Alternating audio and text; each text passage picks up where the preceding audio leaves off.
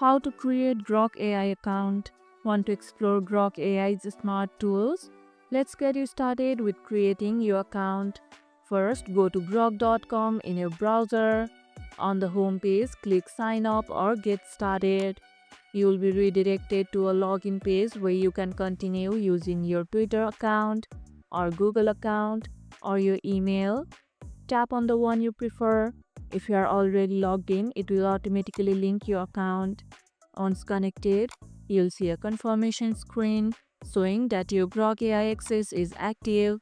After setup, you can start chatting with Grok right on the site, ask questions, explore topics, or text creative prompts. Make sure your X account is subscribed to Premium or Premium Plus, as Grok only works with those plans. Have you tried Grok on the web yet or just inside X? Share about it in the comments below. And that's how you can create Grok AI account. And if this video helped, hit the like button, share it, subscribe and leave a comment. Thanks for watching and I'll see you in the next one.